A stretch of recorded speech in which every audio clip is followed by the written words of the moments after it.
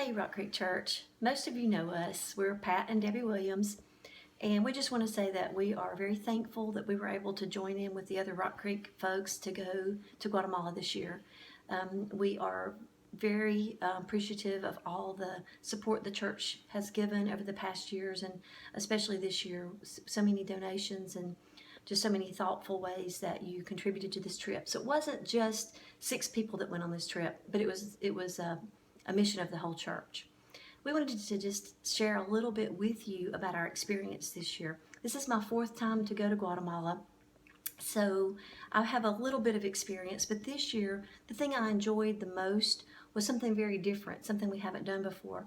And that was the fact that we went to a region, a very remote region of the country that took us about 10 hours of hard travel to get there.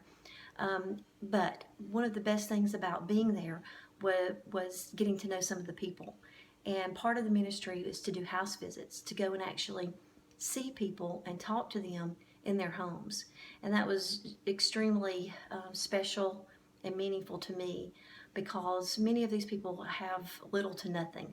There were dirt floors, there were very few chairs for us to sit in, no kitchen tables for us to gather around. But even so, the people were very welcoming and they were very hospitable, and they offered us everything they had, even though they had very, very little. This was just a way that we could get to know them a little bit, for them to feel comfortable with us, and to just share and show them that Christians are the same, whether they're in Guatemala or the U.S. or anywhere in the world. And we were able to show them that we love them, show them that we support them, show them that we would be praying for them. And that was just a very, very special part of the trip for me this year.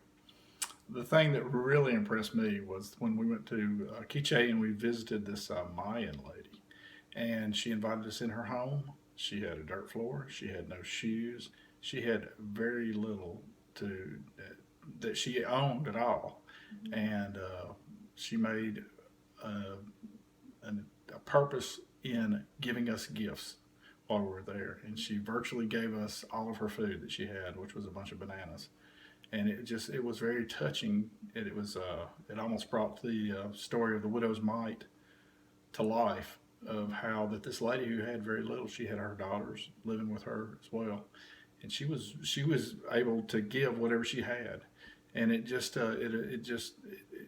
the thing that amazed me is how they cover everything in prayer, that they live virtually on faith, because they do not have, they don't know where the next meal's coming from sometimes, but they very well live that faithfulness.